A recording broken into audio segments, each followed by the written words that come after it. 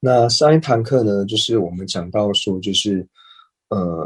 如是鱼于诸运，变其我想。然彼诸运，若前后相续，若同时总体或一分，全无少分可安立我者。那这边呢，就是讲述到说呢，呃分以及有分。那总体或者是一分呢？总体就是我们所讲述到的有分。那总体呢，我们举例来说呢，就以平直来说呢，平直呢它就是有分，也就是总体。那平直呢，它的各个的支分呢，就是平直它的一分呢，就是它的分。所以分和有分呢，就是这样子来做区别的。就是有分呢，就是指总体；那它的每一分呢，就是指着它的每一个支分。所以接下来呢，我们就看到102页的倒数第四行。那这边呢，就想要说，离运分及有分之外呢，亦无少分异体可安立为我者。那这边呢，故故彼我唯是依运分别假立，都无自性。那这边就讲到说呢，离运分及有分之外呢，那亦无少分异体，就提到说呢，运体呢它是有分，那运体的支分呢，所以就讲到说，运体的支分还有运体它本身呢，就是这个有分呢，这两者呢，它没有任何一点呢是体性相异的，就是凡是呢运体它的支分呢，必定和运体这个有分，二者呢运体的总体呢，二者呢任何一个支分和它呢一定呢都是体性相异的，所以亦无少分异体，所以这两者呢是不会有任何体性相异的状况产生的。那在这里呢，我们就讲到说，离运分及有分之外呢，亦无少分异体呢，可安立为我者。那最主要呢，就是讲到说呢，并不是说运体它本身呢就是我，而是讲到说呢，我们不可能呢，在离开了运体这个施设处之后呢，然后又去安立一个就是和这个运体呢是体性相异的我，这个呢是不存在的，所以才讲到说，离开运分就是运体的支分以及有分就是运体本身之外呢，我也不可能在这个运体之外呢，可以安立一个和运体相异的我呢，这个呢我们是没有办法去做安立的。那所以这边呢，就讲到说，因为呢没有少分的异体呢，就是离开了运体还有运体的支分之外呢，没有少分可以安立呢，就是和这个运体呢体性相应的我呢。那因为这个原因呢，所以故彼我，所以呢我呢为是依运分别假立，所以呢我呢一定是要依靠着运体之上呢去安立的。那这一句话呢，它最主要就是告诉我们说，就是不会有一个不需要关带运体的我产生。所以这一句话它倒过来说呢，就是如果呢有一个我呢，它是和运体还有说运体的支分呢是体性相异的话呢，那就不能说我呢是依靠着运体而去安立的。同样呢，我们用其他例子来解说的话呢，就比如说我们说瓶子呢，它是事物。那瓶子呢是事物的原因是什么呢？那瓶子是事物的原因呢，是因为说瓶子呢它是刹那刹那坏灭的原因，所以呢它是事物。因为呢我们知道说刹那刹那坏灭呢和事物二者呢是同义的。所以呢，从成立的角度来说呢，我们就想要说，哦，瓶子呢它是事物，为什么它是事物呢？它是事物成立的理由，就因为说瓶子呢它是刹那刹那坏灭的缘故。同样呢，如果我们把这句话呢，就是倒过来理解的话呢，就是如果说瓶子呢，它如果不是事物的话呢，那会造成怎样的状况呢？就变成说瓶子呢，它就非是刹那刹那坏灭的体性。为什么呢？因为它如果要是事物的话，它一定是刹那刹那坏灭的体性。但是如果说瓶子呢，它如果不是事物的话呢，就表示瓶子呢，它并非是刹那刹那坏灭的体性。所以，当我们在学习这些大论点的时候呢，就是要从就是成立方以及呢它的相反方呢，然后去理解。就像刚刚所讲到的，瓶子呢它是事物的原因是什么呢？因为它是刹那刹那坏灭的缘故呢，所以它是事物。或者说呢，它是事物，为什么呢？因为呢它是刹那刹那坏灭的缘故。就是无论说它是刹那刹那坏灭的缘故呢，所以它是事物；或者说因为它是事物的缘故呢，所以它刹那刹那坏灭的。那怎么解释呢？都是可以的。那这个呢，是从成立的角度呢去做理解。那同样呢，我们理解到成立的角度之后呢，我们就可以反过来理解到说，哦，既然说事物呢，它是刹那刹那坏灭的缘故呢，所以称之为事物。所以呢，如果不是刹那刹那坏灭的话呢，那只要非刹那刹那坏灭的话呢，它就不会是事物。就是我们要这样子去理解。那这个呢，是我们学习大论点的时候呢，所要理解的一点。那我们再举一个例子来说呢，就比如说呢，我呢是在学习大经大论的话呢，那比如说我现在所学的呢是路中论。那以学习路中论来说呢，那我们一开始在学习路中论的时候呢，一定是从归敬颂开始学习，先学习第一个偈颂。那第一个偈颂呢就是归敬颂。那我们要先了解到说呢，那第一个偈子它既然是归敬颂，那它所归敬的对象是谁呢？那它所归敬的对象呢就是大悲心。所以我们第一步呢要了解到说，哦，路中论呢它的第一个偈颂呢是归敬颂。那归敬颂它所归敬的对象是谁呢？是大悲心。那同样的呢，我们在学习路中论的时候，我们要了解到说，那既然我所学习的论点是路中论，那路中论它的所权为何呢？那就了解到说，哦，路中论它最主要的所权呢就是身见与广行。那虽然说呢，我们在了解到说归敬颂呢，路中论它的归敬颂呢是它最主要归敬的对象呢是大悲心。那我们能够说，哦，我光了解这一点之后呢，我就了解了整个归敬颂的内容吗？是没有办法的。同样的呢，我在了解到说，哦，路中论呢它的所权是身见与广行。那我了解到这个之后呢，就代表我已经完整的了解到路中论它的所权吗？也是一样。这样也是没有办法完全去做了解的。所以呢，当我们一开始在学习路中论的归敬颂的时候呢，那你既然了解到说他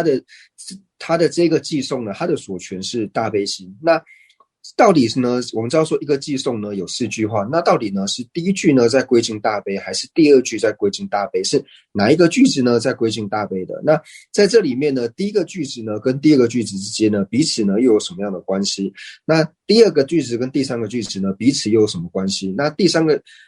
句子呢跟第4个句子呢又有什么样的关系？就这些呢，我们是要了解的。而且呢，我们要了解到说，为什么呢？月生菩萨他在一开始归敬的时候呢，他所归敬的对象呢是大悲心，是为什么呢？那同样的呢，我们知道说路中论的所权是身见和广行之后，那我们知道说路中论呢它有10品，那10品呢就是讲10种发心，那这10种发心它的所权都是一样的吗？就是我们要到这种了解的程度呢，才能够说，哦，我可能大概有了解到路中论的内容，而不是说只知道说，哦，它的所权呢是身见与广行之后，就表示说我已经了解路中论，就是这样子的理解对我们来说是不够的。特别呢，就是我们在学习这些论点的时候呢，那大部分呢都要了解到说，前一句呢跟后一句呢，它二者之间的关联。那比如说呢，我们在学习现观的时候呢，会讲到说八事七十一。那在解释八事七十一的时候呢，就是我们在诠释八事或者说71之间呢，它的每一事之间呢，都会先讲到说这彼此之间的关联是什么。那讲到二者之间的关联之后，或者说这两者呢是如何连接之后呢，才会讲到说那它的根本论颂呢是什么？那根本论颂解释完之后呢，才会来讲他说那它的释论呢到底是如何的做解释。所以呢，在学习这些大论点的时候，我们要非常清楚了解到说它的前一句以及后一句之间的彼此的关联。那特别是说像我们在学习宗喀巴大师的，像是了不了义也好，或者说像是路中论善显密书也好，那很注重的呢，就是说这本释论呢，它跟印度的论点呢，二者之间是如何做一个结合的。那或者说呢，他在诠释，就是说每一段的内容里面呢，那他最主要呢讲述这个内容之后，他都会有一个说前后段之间彼此的连接是什么，然后讲述这段内容之后呢，他又会提出一个原因。那在讲述到原因之后呢，那对于这个原因呢，又会讲到说，哦，他提的这个理由呢，我们直接理解的是什么地方？那可以间接理解的又是什么地方？就是学习大经论的时候呢，是用这种方式来做学习的。那举一个我自己的例子来说的话呢，就是我一开始呢，就是比如说我在学习了不了义，那学习的时候呢，就先不要讲学习的状况，就是当我学习之后呢，然后开始要为别人教课，就是为别人讲述了不了义，比如说从一开始我是的地方呢开始做讲述的时候，那在第一次呢帮别人上课之前呢，那上课之前自己会先复习一遍。那在复习的时候呢，或者说第一次来教的时候呢，就是说这一段的内容呢，那我大概已经知道了。那大概呢，我解释的时候呢，我可以用这种方式去解释。那所以一开始呢，在教的时候呢，会觉得说自己已经理解了，但是随着呢，就是第一次教完之后呢，那第二次再教呢，就是说第三次、第四次，然后上5、6、7、8，就是教了很多次之后呢，就会发现说。教的次数呢越多的时候，会发现说，不要说我在学习的时候，好像觉得说，自己有学习了，了解了这一段的内容。就是每一次呢，我在为其他同学上课的时候呢，那每一次第一次上课之后，在第二次为别人上课的时候呢，会发现说，第一次讲课的内容呢，对自己非常有帮助。那每多上次课呢，就会觉得说之前上课的内容呢，对自己有更大的帮助。因为呢，同样一段话呢，自己的理解呢，就会更透彻，然后呢，更清楚的了解到说这句话的内容呢是什么。那乃至于说呢，就是比如说我们在学习论点的时候呢，就会讲到说乃至于说我们在讲空性的时候呢，就会讲到说，那对于空性的内容呢，像是无说菩萨呢，他是用怎样的理路呢来做抉择的，或者说呢，像是龙树菩萨呢，他是用怎样的角度呢去做抉择的？那乃至于说，宗喀巴大师呢，他为什么会讲述到说，就是他为什么会讲述到说，就是色为直色分别的单着性志向成立呢？为什么会把这个安立为空性？他安立为空性的理由呢，到底是什么？那一开始呢，会觉得说自己呢，好像都已经很清楚整个唯识中他所讲述的内容，然后自然呢，就会因此而升起一些我慢。但是随着自己教学的次数越来越多的时候呢，会发现说，以前自己有一些不是很清楚的地方呢，然后现在呢，好像会变得更理解。那透由这样一次一次的理解呢，对于经论的理解越来越深的时候呢，那自然而然就会自己的内心就会说，发现说，其实呢，自己以前呢还是有很多的不足。那透由这种理解呢，就可以慢慢的呢，将自己心里面的这种我慢呢，它自然而然的就会去除掉了。以我自身的经验来说的话呢，就比如说我们在学习的过程之中呢，就比如说像是尊者或是自己的老师呢，他比如说在为我们授课的时候呢，那我会觉得说这个内容，比如说心经我已经听过很多遍了，所以呢我学过了，所以我觉得我已经差不多理解，所以我应该不用再去听。所以当第二次呢，尊者或者说自己的老师呢，在讲述心经的时候呢，就会升起一种我这次应该是不用去听，因为呢之前我已经听过。有时候我们会有这样子的状态产生，但是呢，这种心态呢，并不是一种正确的心态。因为当我们第二次就是有上师或者说谁讲法的时候呢，我们再去听，无论说是否为同一个上师，他在讲述同样的内容的时候呢，同样的论点的时候，或是经典的时候呢，我们再去听的时候呢，每次去学习呢，我们一定呢都会有不同的理解。那就比如说，今天呢，这位上师呢，他为我们讲述的呢是入行令或是心经。那我们可能听一次之后呢，就觉得说自己这些都已经大概知道了，所以就不会想要去。或者说呢，某一个上师呢，他今天呢跟你讲述了无常之后，那到时候下一个礼拜呢，他会跟你说，我今天要继续讲无常，那你过来听。那我们听到这句话的时候，就觉得说，无常不是前几天还讲过吗？为什么要再讲？我应该是不用去听。但是呢，这种想法呢，它并不是一个正确的一个想法，因为你听得越多遍的时候呢，你自然而然可以学习到更多不同的东西。而且以前呢，你第二次的理解呢，是建立在你第一次理解之上的，所以你第二次理解呢，肯定会比你第一次理解呢来得更为的深刻。那以我自己来说呢，比如说像是缘起赞呢，已经学习过了非常的多次，但是呢，每次呢，就是只要有上师呢讲缘起赞的时候呢，那我去听的时候呢，我每次呢都会有不一样的这种感受升起，因为每听一次呢，就会觉得说，原来从这个角度呢，他有这样子的理解，或是这个上师他解释的时候呢，又是从另外一个角度去做理解的时候呢，我又学到了更多不同的东西。所以我们现在在学习大论点的时候呢，也是如同这个样子，并不要觉得说，这句话呢，好像讲了一遍之后呢，我就已经知道，而是对于同样的一句话呢，要透过长时的呢去学习，然后长时的呢去思维，以及长时的听闻呢，那这种学习方式呢，才是正确的学习经论的方式。所以呢，以我自己呢，就是以我的经验呢，就是跟大家分享，就是我一开始呢，在第一次在教了不了义的时候呢，其实我是升起了非常强大的慢心。那当然说，我的内心也会觉得说，哦，我今天能够教授这个了不了义的内容呢，最主要是因为我的上司呢，他真的是花了很多的苦心呢，在栽培我，在教导我。那他也是付出非常多的辛劳呢，那我才能够为别人讲述。但是自己呢，还是觉得说自己那个时候呢是蛮厉害的。那不过呢，随着第二次开始教了不了义，或是第三次、第四次之后呢，就会发现说，啊，我一开始升起这个慢性，实在是一件非常错误的一件事情。因为呢，我第二次在讲述了不了义的时候呢，我对于第二次所理解到的这些内容呢，有很多内容是我在第一次讲课的时候呢没有讲述到的，或者说呢，我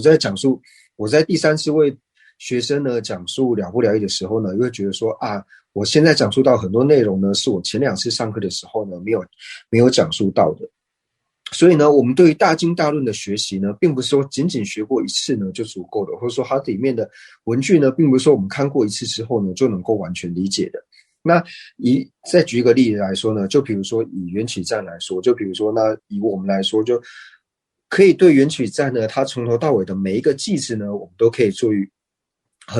就是非常清楚的解释，就每一句话的解释呢，都可以解释的非常的明白。那这样子就够了吗？其实这样还是不够的，因为如果有一个人跟你说呢，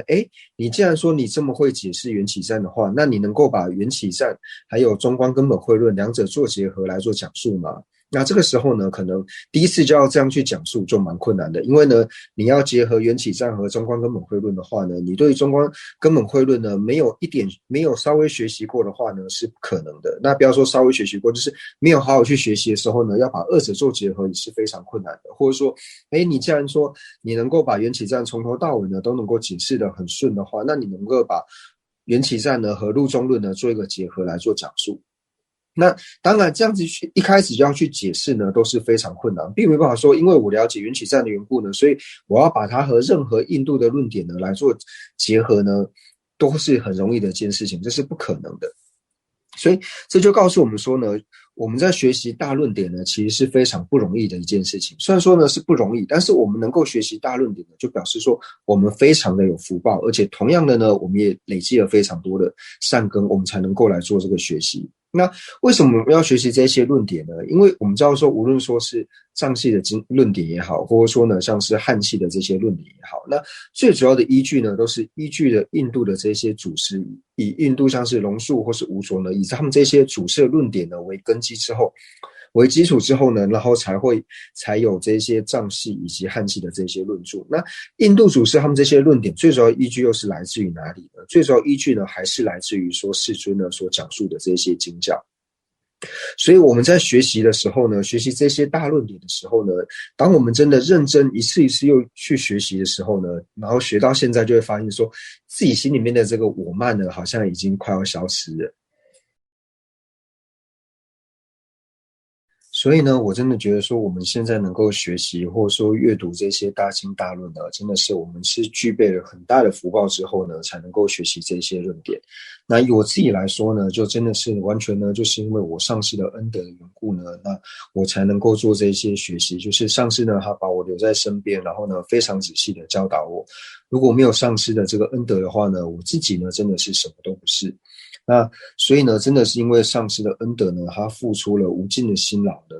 然后我才能够呢为大家呢讲述这些内容。那同样呢，也是因为大众的恩德，因为呢，你们说你们想要学习这部论点的时候呢，那我也才有这个机会呢为各位做讲述。所以呢，我真的觉得呢，我自己呢是非常的幸运。那特别是说呢，我们在这边能够一起学习，像是宗喀巴大师以及龙树菩萨还有无着菩萨呢他们的这些论点。那因为呢，我们在学习宗大师论点的时候呢，他引用非常多龙树以及无着的这些论点，所以我们在学习理解他们的内容的时候呢，我真的觉得呢，就是我们需要很大的福报呢，我们才有办法学习得到。而且呢，不管说在讲述这些内容的时候呢，是否真的能够对你们有所饶益，但是呢，我能够做这些讲述，最主要呢都是依靠着我的恩师，因为如果没有恩师的话呢，我是不会有任何的机会的。而且，那除此之外呢，就像我们在学习，像是在这边讲述到应成派的道理，或者说呢秩序派，乃至于说四部宗义的时候，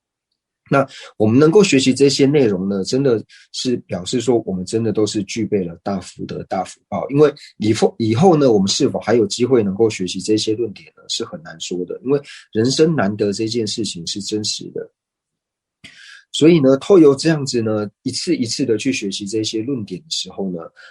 我自己发现说，我的慢性呢，它自然而然的就消失了。因为每一次的学习呢，都会发现说，对于这部论点呢，它的意思呢，我已经理解了，或者说呢，就是说我们刚在学的时候呢，会觉得说，我第一次学的时候呢，觉得说，这样讲过之后，我对这句话的意思，或者说呢，对于它的内容呢，我好像完全都理解了。但是呢，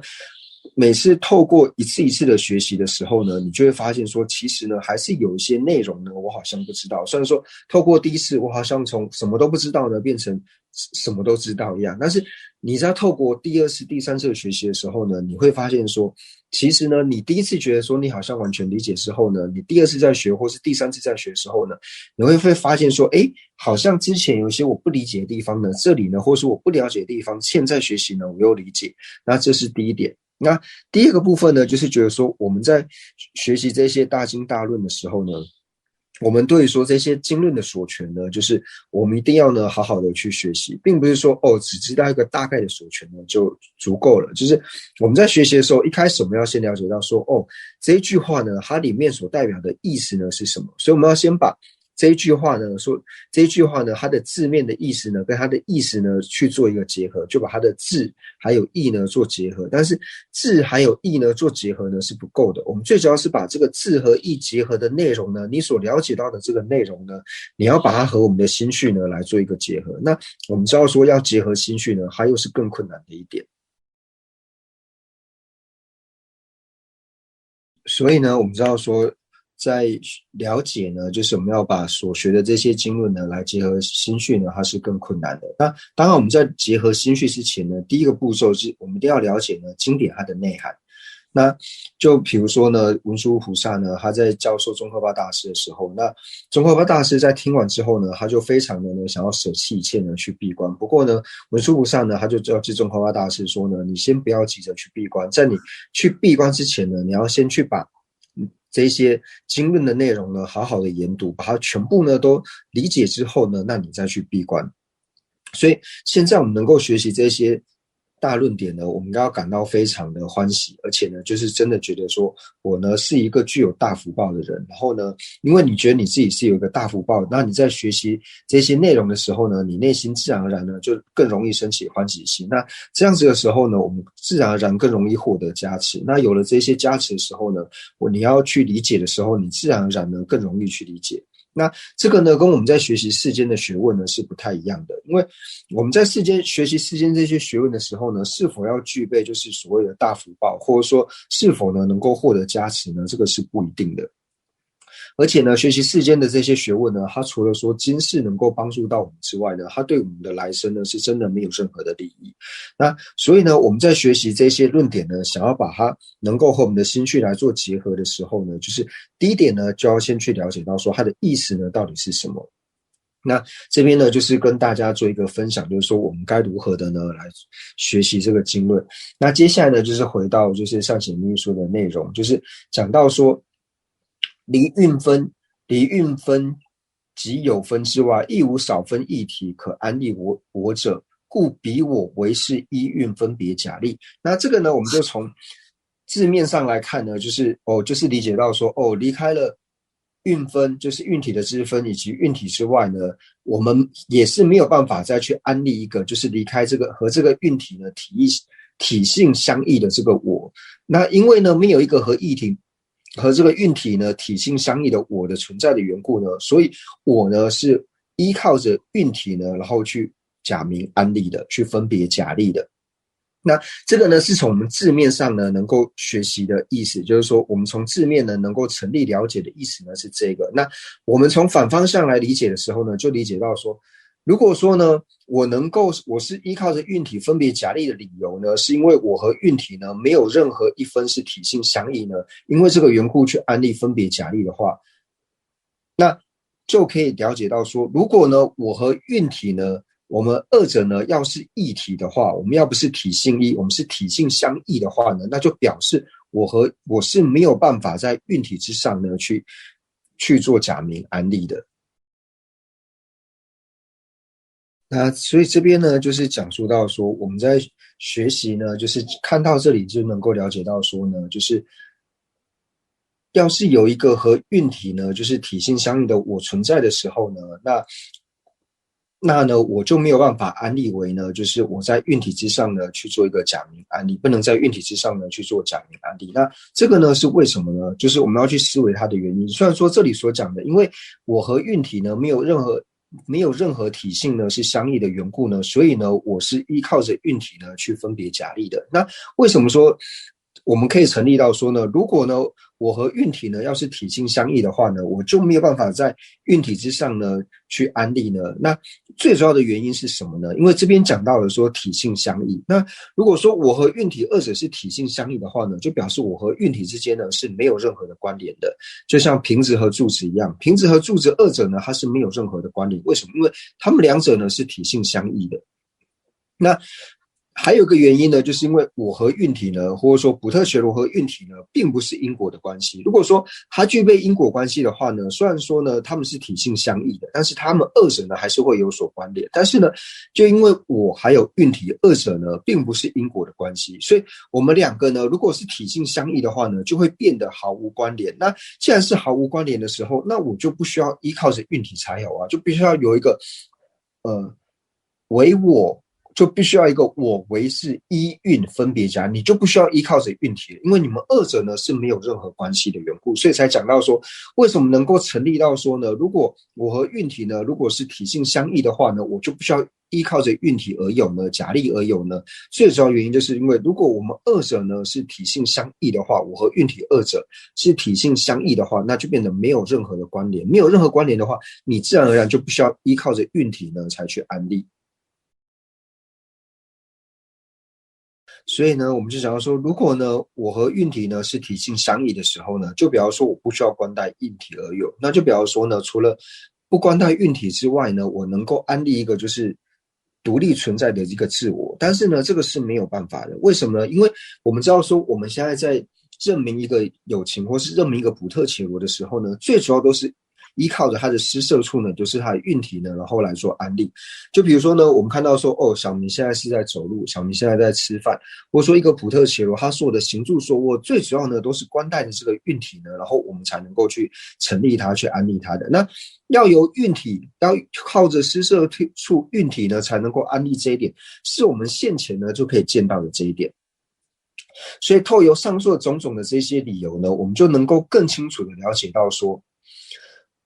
无少分异体可安立为我者，因为这个原因呢，故我为是一运分别假立。所以从这两点呢，从这一句话我们就可以了解到两个不同的理解。第一个呢，就是从字面上来看呢，从成立方呢来做理解。那第二个呢，就是像刚讲述到的，从反向呢，然后来做理解。那反向来理解呢？那反向为什么？反向如何理解呢？就是有一个能够成立它的理由，就是因为说，如果这二者呢是没有任何关联的话呢，要是它是体性相应，就表示这二者是没有任何关联。既然没有任何关联的话呢，那我呢就不需要依靠着运体呢而去假立了。那所以呢，我们知道说，在了解这之后呢，我们就讲到说，就是我们都知道说，我们心绪里面呢都是有我执的。那在我执现前的时候呢，那自然而然这会升起一个很强烈我的感受。但是呢，如果说呢，我们平常就比如说我们坐着的时候呢，那我执没有现行的时候呢，就比如说现在我坐在这边，那无论说呢，就是以藏文名来说呢，就是我叫丁金土丁也好，或者说呢以中文名来说叫做丁中天也好呢，那我都会觉得说呢，这个普特伽罗呢，它是需要关带的，就是我的这个运体呢，我才能够去安立它。我会想说，哦，为什么我现在能够坐在这边呢？我能够就是坐在这边呢，是因为我关带我的运体和我运体的这些支分呢，然后在这之上呢，我来安立的我。那这个时候呢，是我执没有现行的时候呢，我们是可以去做这样子思维，而且会觉得说，哦，我好像呢，我的存在呢是需要关带一个运体呢才能够存在的。但是呢，当我的我执现行的时候呢，就是强烈的我执现行的时候呢，我们这个时候真的会觉得说，我呢好像是不需要关在这个运体，而是有一个很真实独立存在的一个我的存在。所以当我执强烈升起的时候呢，我们是比较容易去认识到说所谓的我执呢到底是什么样的。所以在学习中观的论点之前呢，一开始都说先要讲到说认明所破。那在讲到说认明所破的时候呢，我们知道说我们所要认识的所破呢有两种，就是法我执以及人我执。那在法我执跟人我执二者里面呢，在认明的时候呢，人我执呢是比较容易去认识它的。因为呢，当我强烈的我执升起来的时候呢，我自然而然就知道说我呢是不需要关在这个运体，好像有一个真实独立的我呢就是存在这个地方。所以我们要认明人我执呢是比较容易的。那也因为这个原因呢，所以因为比较容易认识人我执的缘故呢，所以你自然而然呢要去破除人我执他所执持的这个境呢，也就是我的时候呢，会比较容易。所以一般我们在讲述到说两种无我证得的次第的时候呢，会先证得人无我之后才证得法无我。为什么呢？为什么法无我会比较后才证得？因为相较于人我执，就是人我执和法我执来说呢，就是对于人我的执着呢，我们比较容易呢去认明它，我们比较容易去认识它，因为它是在我自身之上呢，我可以去找得到这个感觉的。因为你会觉得说，哦，我这个时候呢又升起了强烈的一个我执，我又把我自己觉得是最重要的时候，你比较容易呢升起这样子的感受。那其他对于像是瓶子、柱子等等这一些呢，那你要把它执持为是真实独立的，你什么时候去认识它是真实独立的？这个呢，对我们来说去认知呢会比较困难的缘故。所以，因为呢两种我执呢在认识的时候呢，人我执较容易认明的缘故，所以我们在证得无我的次第的时候呢，也会讲到说证得呢人无我呢会比较容易，所以会讲说先证得人无我之后呢，才证得法无我。所以呢，中观的见解呢，就是告诉我们说，我们在抉择中观见解的时候呢，或者说抉择这见解的时候呢，我们一定要先让我的我执呢现行，因为唯有让我执现行的时候呢，你才知道说，哦，这个呢是所谓的人我执。那所以呢，所以才讲说，我在认识人我执和法我执二者的时候呢，人我执呢会比较容易呢去了解到。因为如果说我们去观察外面的柱子或是瓶子呢，然后去思维到说，哦，它是第十成立啊，因为原因怎样怎样的时候呢，总是会觉得说和我们是有一个距离的。但是如果以自己来说呢，你升起一个我执的时候呢，你自然而然会能够感受到这种，就是自己呢是不需要关带的运体，而是呢自己就是不需要关带任何东西，而是真实存在的那一种相状。就比如说有一个人呢，他就说啊，你是一个坏人，或者说呢你是小偷，或者说呢，就是以小明来说的话呢，那小明去偷东西的时候呢，那别人就会直接说，哦，小明你是小偷，你是一个坏人，怎样怎样怎样。但是我们知道说，去偷东西的时候呢，他一定是用手去偷。但是呢，你在被指责为说你是小偷的时候呢，你并不会想说，哦，我的手是小偷，或者说我的脚是小偷，你只会现起一个，就是我呢，好像不关带我这个运体，就是有一个小明这个小偷的存在。那就是这种感觉呢，我们要让它现行。因为这种现行呢，它会比较容易的，或者说呢，当别人呢他在称赞我们的时候，比如说啊，小明啊，你啊真的非常的好啊，你很好啊，怎样怎样的时候，那这时候我们就会升起一个啊，我好像真的很了不起，我很厉害，我很棒。那你在想到我的时候呢，你想到我很了不起，我很棒的时候呢，你并不会觉得说你是关带着这个运体呢去安利一个我，你只会觉得说我呢好像是就是一个不需要关带任何东西，一个真实独立的我就是在那里，然后这个真实独立的我真的很棒。所以就是透过这种方式呢，去了解到说人我执他所支持的我呢，到底是什么样的一个状态。那所以同样的呢，我们在对于说，就是当别人呢讲到说就是我的时候呢，我们很容易升起，就是在评论我的事物的时候呢，那自然而然我的我执呢就会非常容易的升起。比如说别人在评论说，我的学生、我的家人，或者说我的小孩，或者说我的车子的时候呢，那别人在评论的时候呢，我马上就会升起一种感觉，比如说哦，你的学生实在是很不好啊，怎样怎样怎样的时候，你内心自然而然就会感觉到。那为什么说你内心会有这种感觉呢？这种不舒服的感觉，你为什么会升起来呢？因为你的学生对你来说呢，他和你呢是心绪相依的一个人。那为什么别人在评判他的时候呢，你内心呢会感到不开心？或者说呢，我们以车子来说，就是我所拥有的这些，像是车子，或者说我的什么东西来说也好，那这些因为是设法的缘故，它是设法，它和你的心绪更没有关系。那为什么说别人说你的车子很丑，你车子很烂的时候呢，你会感觉到不开心呢？因为最主要呢，还是因为我执的缘故。因为呢，有我执的缘故，所以我内心呢会觉得说我是最好的，在所有的人里面呢，最好的就是我。所以呢，因为我是最好的缘故呢，所以凡是我的东西呢，都要是好的。所以当别人呢批判到我的东西的时候呢，我自然而然就会感觉到不舒服。因为这个最主要的原因就是还是归类到我执的缘故，因为我还是支持着我，还是觉得说我是最棒的，所以我所有一切的东西呢，它也应该要是好的，因为呢，我呢是好的。所以同样呢，别人在评断我的家人的时候呢，他和你呢，你的父母亲也好，你的小孩也好，你的学生也好，他和你呢是完全不同心绪的一个人。那为什么说他在评断你的家人的时候，你也会感到不开心，也会感到不好？最主要原因呢，就是因为说我呢总是觉得说自己是最殊胜的缘故，就是因为有了这个我执，所以我们可以知道说我执呢是非常容易现行的，人我执它是很容易就升起来的，它容易升起，而且呢它升起来的时候呢，它的力量呢又会非常的强大。那也因为说它升起，它常常升起，或者说它强烈升起的缘故，我们透由去观察的时候呢，我们可以了解到说，哦，这样子指使我的这种了知呢，这个所谓的人我执呢，它是一个错误的了知，它呢是一个颠倒的了知，我们是比较容易呢去察觉到的。那所以才会讲到说，对于像是外在的瓶子或是柱子呢，你要去了解到说它是第时成立，它是第时存在的时候呢，会比较困难，因为它没有办法直接跟你做一个连接，所以你在对于瓶子或是柱子呢升起它是真实执着的时候呢，我们比较难去观察到说，哦，这样子的一个想法呢，这样子的一个理解呢，是一个错误的理解，会比较困难。所以才会说，为什么呢？我们想要理解空性，在觉着空性见解之前呢，是要想办法让我执呢能够现行。所以在讲述到说我们觉着空性见解的时候呢，就是在讲说我们证得空性的时候，那你证得空性的时候呢，一定会证得空性的见解。那在证得空性的时候呢，就是对于说这两种见解里面呢，关于说法无我以及人无我二者呢，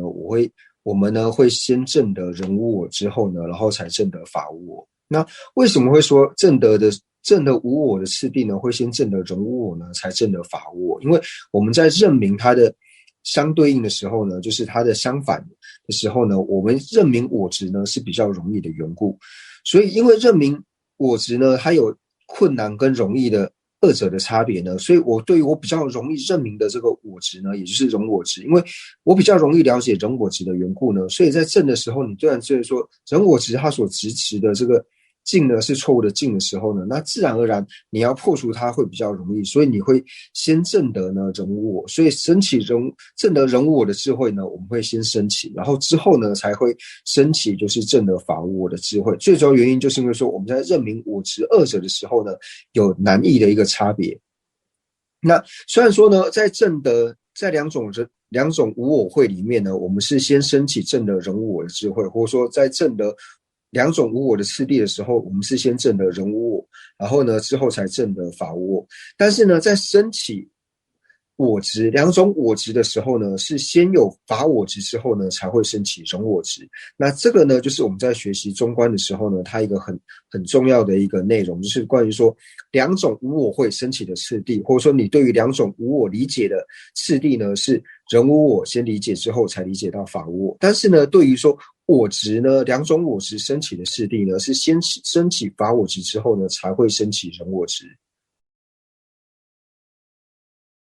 所以呢，这边我们就看到，就是第102页的倒数第3行，那中间这个地方呢，就讲到说，故呢，我唯是因运分别假立都无自性。那这个呢，就前后呢，就把它所有的关系呢，全部都串联起来了。就是它最主要呢，所要成立的是什么呢？它最主要就是要成立到说呢，就是我，或者说讲到说普特伽罗呢，都是无自性的。那普特伽罗为什么是无自性呢？补特伽罗无自性的原因呢，就是因为说补特伽罗呢，它是要依靠着运体呢去做分别假立的。那为什么补特伽罗是要依靠着运体呢去分别假立的呢？它的原因为何呢？就是上面所讲到的，因为呢，施摄处运体呢，还有施摄法补特伽罗二者呢，他们两者呢是体性，他们的两者的体性并不是相异的。所以从上面的一个理由一个一个铺陈下来呢，最后他所要成立的呢，就是成立说补特伽罗呢，它是无有自性的。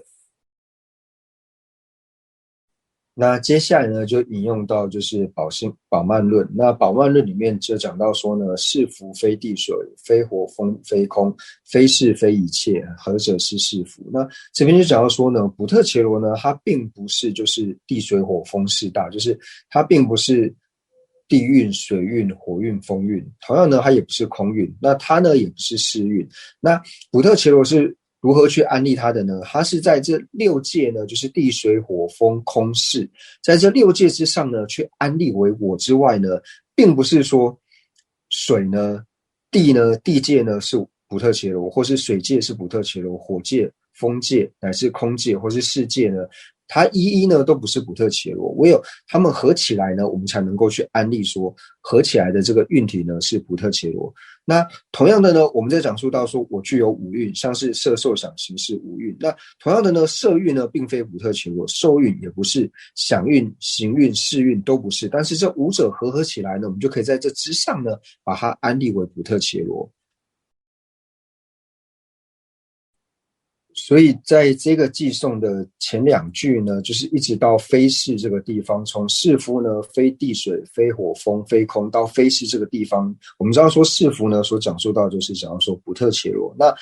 补特伽罗呢，它不是地界，不是水界。那这个呢，就分别讲述到呢，补特伽罗呢，它并不是每一个施摄处，就讲到说每一个一一的这个施摄处呢，它并非是补特伽罗。那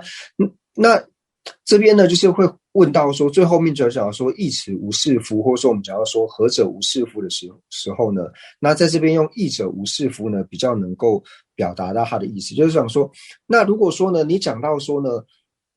地水火风空世六界呢都不是补特伽罗的话呢，那有和这六界体性相异的补特伽罗吗？会提出这样子的问那，所以后面就会讲到说，义此无是夫，有和这一些就是体性相异的补特伽罗吗？那同样的，我们知道说，虽然说呢，补特伽罗呢，它本身并不是就是六界这边所讲的水到地水火风空世六界，但是呢，它也并不是说和这六界是完全体性相异的，所以常说有和这六界体性相异的补特伽罗吗？那同样的，我们知道说也是没有，因为它是在这六界合之后呢，在这之上去安立补特伽罗。所以在宝鬘论里面呢，其实龙树菩萨在宝鬘论里面呢，就是阐释出就是两种无我呢证得的次第。那同样的，龙树菩萨在讲说两种无我证得次第的时候呢，他最主要的依据呢，也是依靠佛陀讲的经典呢来做依据。所以在宝鬘论里面呢，他其实不仅仅呢就是解释关于空性的道理呢，他也把两种无我呢证得的次第呢，也是有做一个讲解。